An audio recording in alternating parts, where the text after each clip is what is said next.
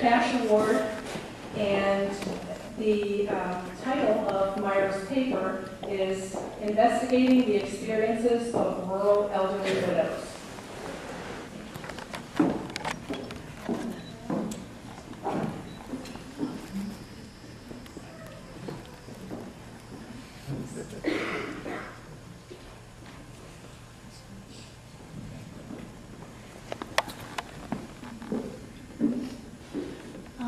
Before, by the time we're out of the bathroom, yeah, I think he just wanted to be able to get rid of Jerry, so he could get rid of what he was getting rid of. And yeah, we're up to about $3,000 in money for. I mean, for those of you who know the sociologist Garfinkel, who said, breaching experiments and breaching limits. Jerry would breach limits, go over the edge. He would do that sometimes with comedy and laughter and joy. And sometimes people would be a little embarrassed and say, well, that's Jerry, just sort of take it that way. But he was a lovely man to be around.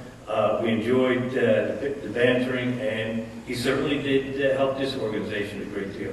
I always considered him, in our moments when people I was visiting, that he was my gerontological father. He sort of mentored me, kicked me in the butt to get my doctorate. Both he and I used to sometimes go out to drink with he and Millie Seltzer, who I consider my gerontological mother, and they sort of harassed me into what I had become. So I'm part of their legacy and proud to be that. There was a coach who at OSU who said you can't, whose fond phrase was, you can't pay forward, you can't pay back, you always have to pay forward. And Sir Isaac Newton said, if I saw further, it's because I stood on the shoulders of giants. Well, for us in Ohio, Jerry Kaplan was one of those giants, and we stand on his shoulders.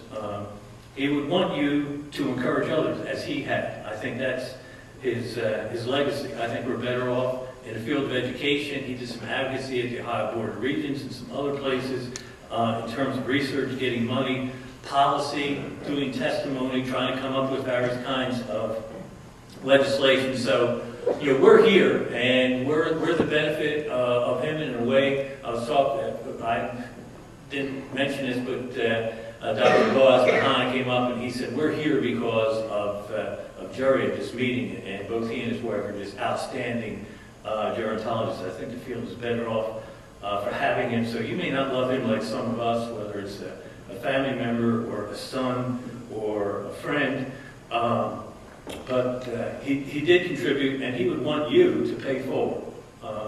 So his legacy would be well served if you work hard, do research, be the walk through that door and raise that money for the program, not necessarily an instrument, but be an opportunist, be an advocate, perform well, and he wanted just make a better world, particularly for the older individual, and I think that's his legacy, and we're proud to have had him in our midst. Thank you.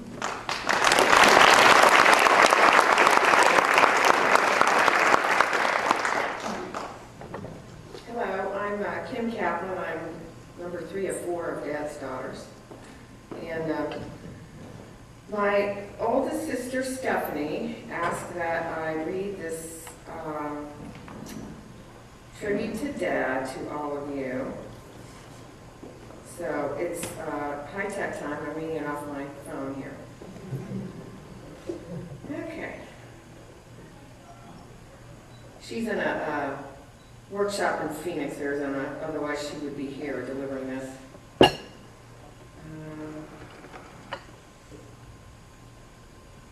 Okay. Since my dad was president of the Gerontological Society and participated actively with that group for many years, as a little girl, I would travel with him and my family to many different parts of the world and would watch him get up in front of large audiences like this one.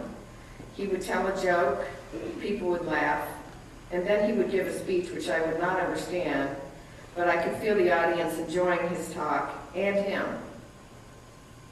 As a child and also as an adult, I didn't know all of the endeavors of my father's professional life because it was something that was natural for him to be a leader and extraordinarily accomplished, and he didn't share much of this part with us girls.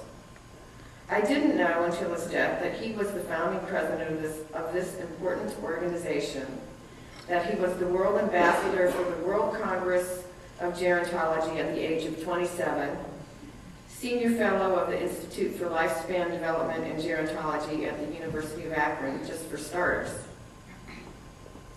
I do know that he was a professor of gerontology at Ohio State, Akron University, and Heidelberg University. Dad told me that teaching was his favorite professional endeavor, and that he chose gerontology because he said the elderly needed help the most. I do know that he was executive director of Mansfield Memorial Homes, a World War II hero, and also a mentor to many. I certainly don't know all my father's accomplishments, professional contributions, and accolades, but I do know that he was a natural leader and dedicated to service. I do know that he was a great father, friend, and possessed enormous charisma, a huge sense of humor, and had an extraordinary life. I am very proud that my dad has left an amazing legacy of service and also loving connections. My sisters and I thank you for honoring our father in this manner. So, I'd like to say just a few words myself. 30 or more years ago, when I was at Ohio State, my father asked me to take notes and type up minutes for this new group of Oneka. And it was just a group of people sitting around one table. So it's absolutely amazing for me to see, having been gone so long and not participating, to see what a large group this has grown into. And it's very, very touching, actually, to know that Dad had so much to do with getting this group started. I also wanted to say that all of us, all the girls, have been very touched by how honored Dad has been in his passing, and that it's meant a lot to us. And we're actually still learning more about what Dad was up to and what he did. He was a great father. We loved him dearly and miss him dearly. Thank you.